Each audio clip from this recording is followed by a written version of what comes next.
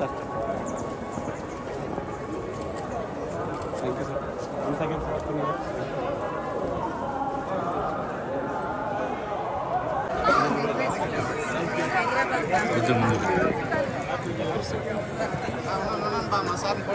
Sir happy new year sir. ఒక second sir, అట్లా ఉన్నాను సార్. 1 సెకండ్. ఎవరు తీస్తున్నారు మా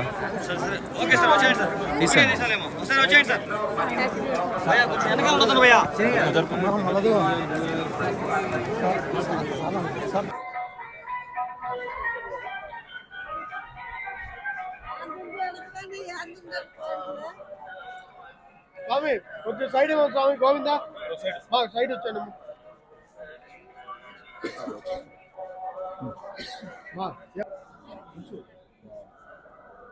తెలుగు ప్రజలందరికీ నూతన సంవత్సర శుభాకాంక్షలు తెలియజేస్తూ కొత్త సంవత్సరం సందర్భంగా మనందరికీ ఆరాధ్య దైవమైనటువంటి తిరుమల తిరుపతి వెంకటేశ్వర స్వామి వారిని దర్శించుకొని అందరూ బాగుండాలని, 2 తెలుగు రాష్ట్రాలు కూడా బాగా అభివృద్ధి చెందాలని, సుభిక్షంగా ముందుకు పోవాలని, ఎటువంటి ఆటంకాలు ఇబ్బందులు లేకుండా అన్ని రాష్ట్రాల్లో ఉన్నటువంటి ప్రజలందరూ కూడా అద్భుతంగా ఎదగాలని చెప్పి భగవంతుని కోరుకుంటూ వారి ఆశీస్సులు 2 రాష్ట్రాల ప్రజలపైన మెండుగా ఉండాలని కూడా భగవంతుని ప్రార్థిస్తాం.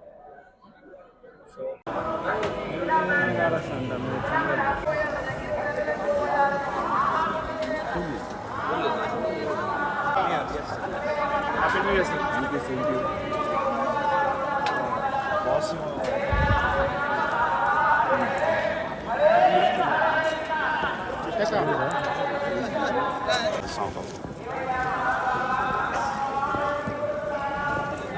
గేట్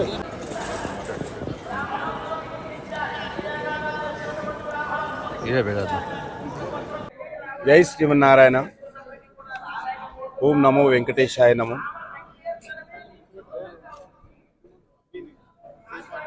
హిందూ బంధువులందరికీ, దేశ ప్రజలందరికీ, ప్రపంచంలో ఉన్నటువంటి భారతీయులందరికీ కూడా ఈ యొక్క 2024 నూతన సంవత్సరం సందర్భంగా హృదయపూర్వకమైనటువంటి నూతన సంవత్సర శుభాకాంక్షలు తెలియజేస్తా ఉన్నాను.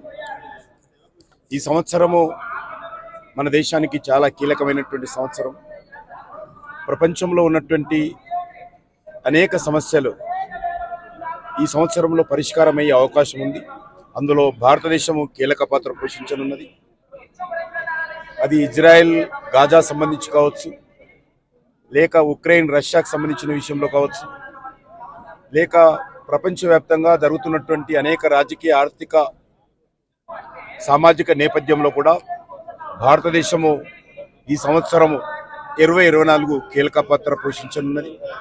దానితో పాటు మన దేశంలో కూడా మరి ఈ సంవత్సరము మరింతగా శక్తినిచ్చే విధంగా అందరూ కూడా ఈరోజు ఐక్యమత్యంగా మన దేశ అభివృద్ధి కోసము కృషి చేయాల్సిన అవసరం ఉంది.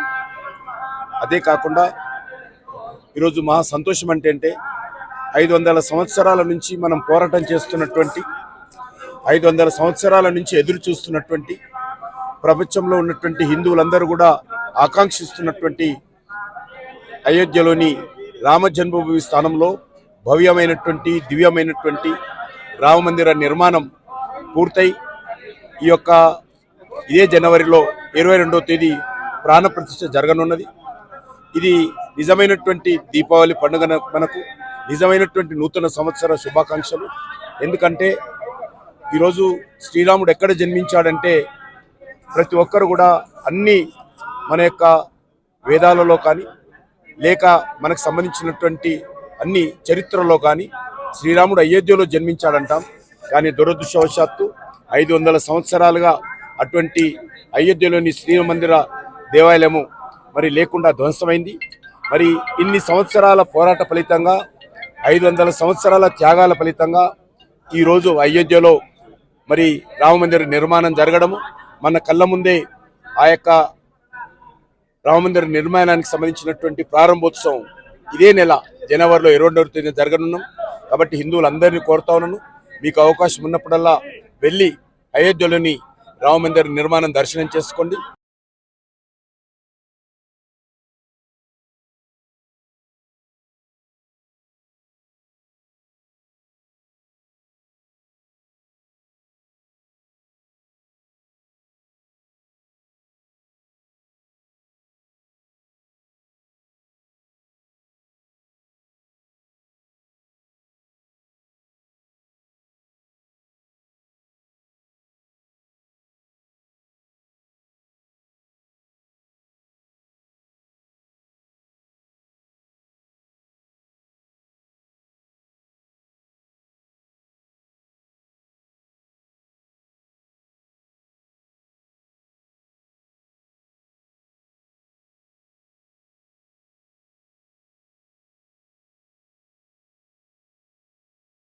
First of all, I wish you a very, very happy 2024 New Year. I prayed God for the wellness of the people of Bharat. Everyone should be hale and healthy, wealthy. And I prayed Lord Balaji for the wellness of each and every one of this country.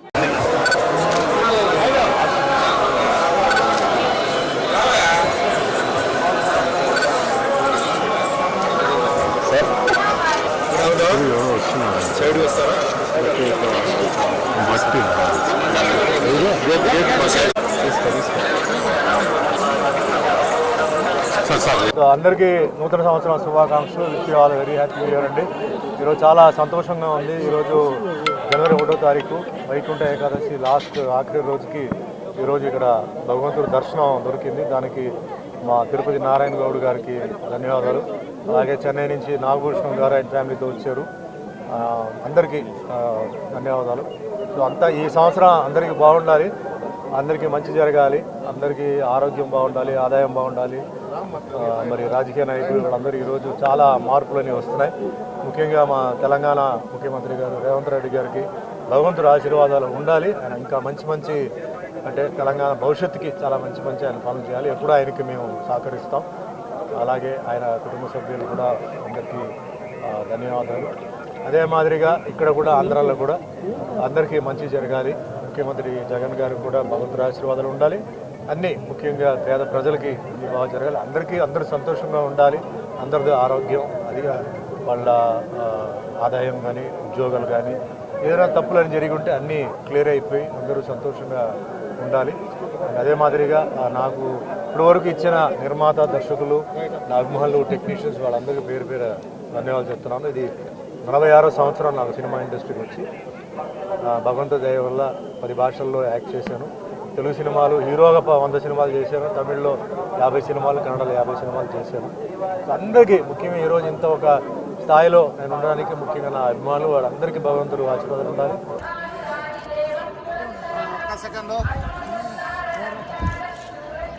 స్వామి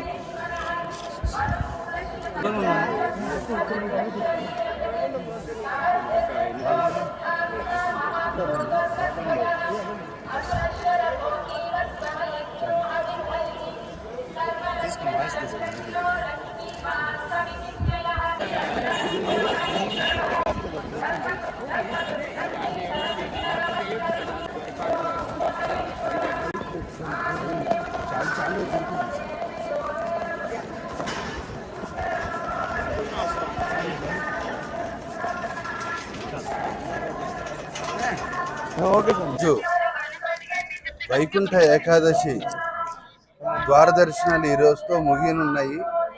అందువల్ల ఈరోజు వెంకటేశ్వర స్వామిని దర్శనం చేసుకోవాలి.